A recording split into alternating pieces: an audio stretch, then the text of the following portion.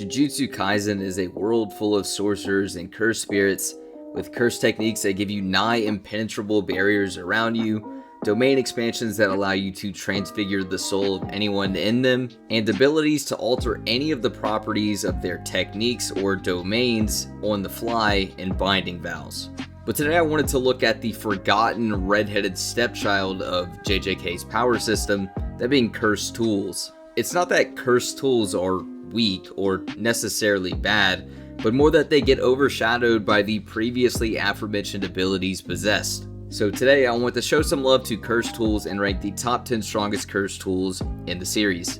Number 10 is going to be Haruto's sword. Now this thing doesn't actually have a name that I'm aware of, but it's the sword he wields with the hand as its handle, as weird as that sounds. Its special ability is that it can freely move on its own or be telepathically controlled. Which one specifically, I'm not really sure. We see its ability when Haruto drops it and it follows Nita. And what's interesting about this is Haruto knows exactly where Nita is, so I'm assuming the user has some sort of cursed energy connection in it in case it gets far away, or maybe some sort of resonance to pinpoint exactly where it went. This is a pretty cool ability, but because we don't know if the speed of the sword can be altered by how strong the user is, and the fact that the sword got overpowered by a singular nail by Nobara, makes it pretty flimsy and hard to precisely scale, but it's a benchmark as something that's pretty useful at the bottom of the list at number 10. At our 9th spot is something that might actually shock you. It's the Chain of 1,000 Miles.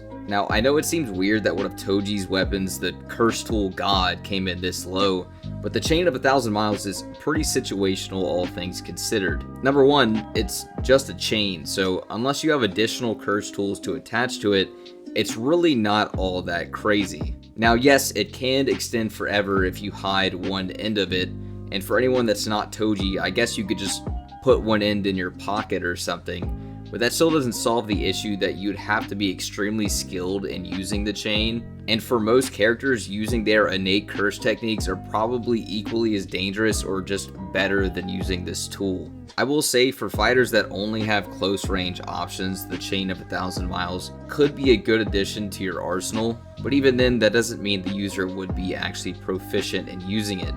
This is probably the weirdest tool on the list, and it's Nanokos cell phone, and I do want to address this could be a situation like Gaku Ganji, where it's a curse tool being used in tandem with a curse technique. But I think this phone is pretty crazy, and I don't know, it's my list. This phone allows the user to take a picture of something and alter it as they please. Now, this sounds extremely overpowered, and it's weird for a few reasons. Number 1, it seems like the user just has to imagine what they want to happen in the picture, and it happens. The reason I say this is because Jogo pulls up on these two girls and he's about to kill them, and Nanako just takes a selfie and they teleport out before Jogo can even damage them. Like, these random little girls just outsped Jogo with this ability. Now you might be wondering how this isn't higher on the list if it can do things like this, and that's for a few reasons. The first reason being that to actually damage anyone, you would actually need to be fast enough to avoid their attacks and also perceive them to take the picture of them, because if you can't track their movements, you can't get a picture of them, obviously. And secondly, even though it can get you out of a jam by taking a selfie, if you're actually trying to attack someone with it, you won't be on selfie mode, so it's far more likely that someone faster than you will just blitz you before you can put it on selfie mode and like escape. So you really have to choose, do you want to use it offensively or defensively, and if you choose wrong, you could just get blitzed, or if you try to use it offensively and they're faster than you, it could also just not work. Additionally, if the phone like drops or like gets hit by anything at all, it will probably just be destroyed. It's a regular phone. I will say, this phone could be way higher if you think that you could just kill anyone by taking the picture and they can't defend themselves at all with cursed energy. But I think it'd be a little bit weird if you could just take a picture of like Gojo or like Sukuna and just kill them in one picture.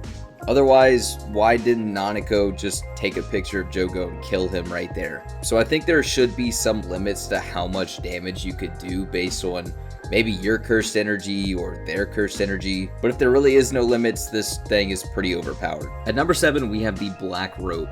Now this is a really weak version of a curse tool we will be looking at later, But the Black Rope's ability is actually very, very strong. It allows the user to negate curse techniques, and this is insane when you start thinking about how crazy some of the curse techniques are, like the Limitless, Idle Transfiguration, 10 Shadows. But the big drawback is that the more you use it, the shorter the rope gets, and it continuously burns away every time its effect activates.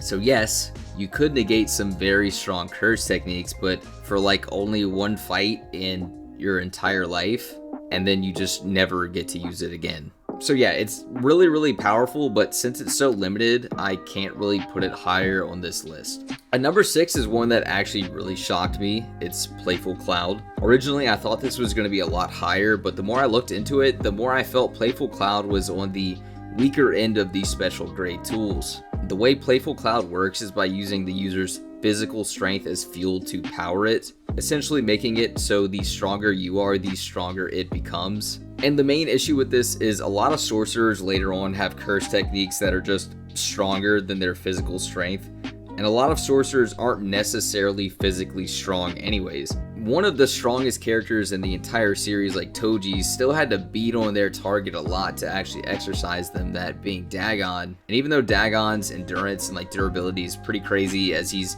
noted to be able to take a lot of damage, but Toji had literally stabbed him through the head twice, and he was still like uttering words before he died. And since Toji's one of the most physically powerful characters in the entire series due to his heavenly restriction, this is Playful Cloud probably at its maximum power and output. Playful Cloud definitely isn't weak by any means, it's just not as powerful as some of these other special grade tools we're going to be going over. So essentially in anyone else's hands, Playful Cloud's just going to be less useful, and it's not really that it's weak, it's just that it gets outshined by some of these stronger curse tools that come after it.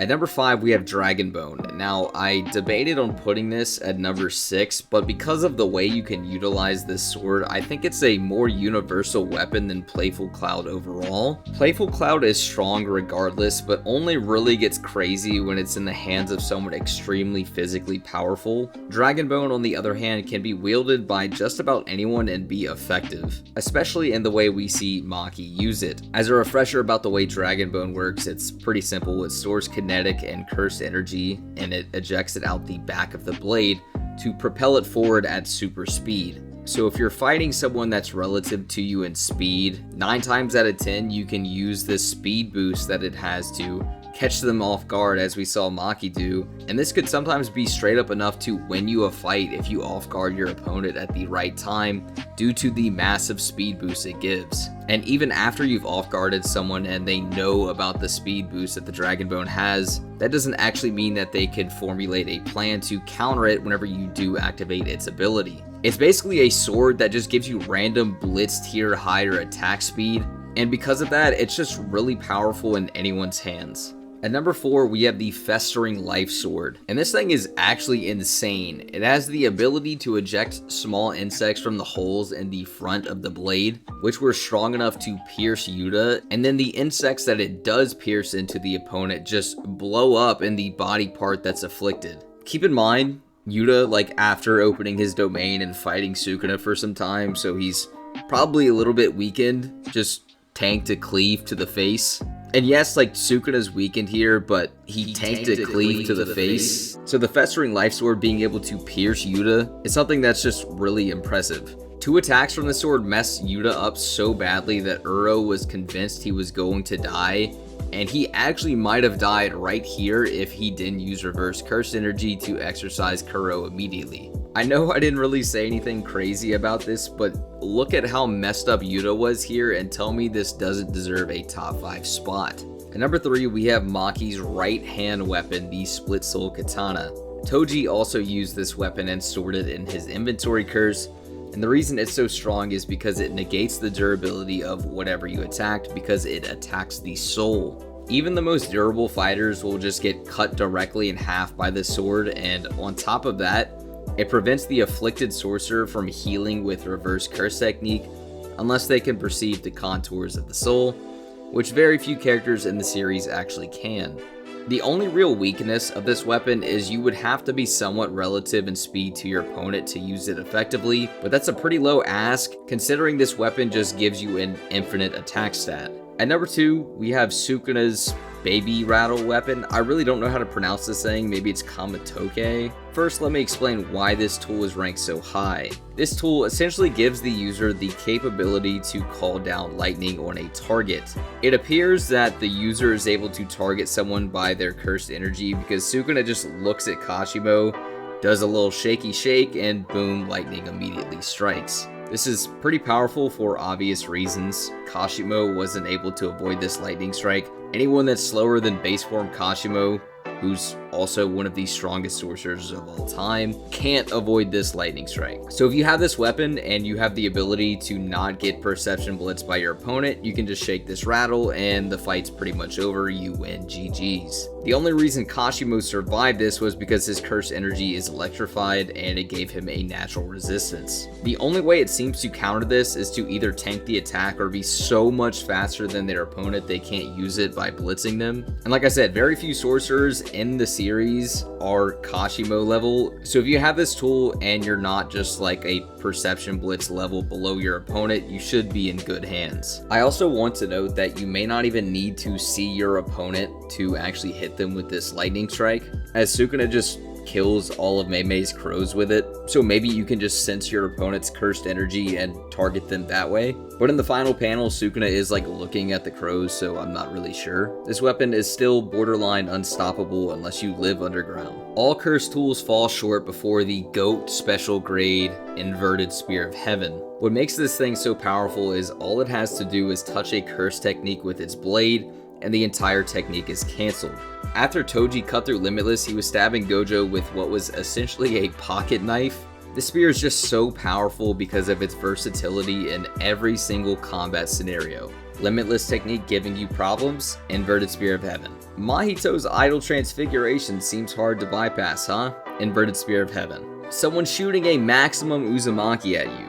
Inverted spear of heaven. What are you gonna do about that giant meteor approaching you? Inverted spear of heaven. Sukuna's curse tool literally commands lightning. Inverted spear of heaven stops them all. End of story. Curse techniques are so essential to fighting in JJK that having a curse tool that just completely nullifies them in all cases is extremely valuable in pretty much every single scenario you can think of. You can use it for offense, you can use it for defense. It even stops other curse tools from working, since curse tools are just tools with curse techniques imbued into them.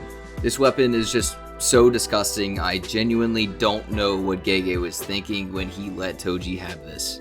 Something I wanted to address at the end here is Toji failing to block red with the inverted spear in the anime. This is just blatantly anime fluff. This doesn't happen in the manga at all. We don't see Toji attempting to block the red in any sense. In fact, in the manga, after Toji gets hit with the red, he says verbatim that he can stop the red with the inverted spear of heaven, and it's, quote, not a problem. If Toji failed to stop red with the inverted spear of heaven, like it's portrayed in the anime, why would he say after he got hit by red that he can stop it with the inverted spear of heaven? It just doesn't make any sense. And the anime scene also doesn't make sense because the red blast would just be dispelled the second it hits the tip of the inverted spear, so it just wouldn't have even blown Toji back anyways, but I digress. What I'm saying is you can definitely use the inverted spear of heaven for defense. The anime just messed this up. That's going to be all for me, guys. I hope you enjoyed. If you have any other curse tools that you think should have made the list, or any recommendations, maybe you change the list up yourself, let me know down in the comments. I appreciate you all for watching, and peace.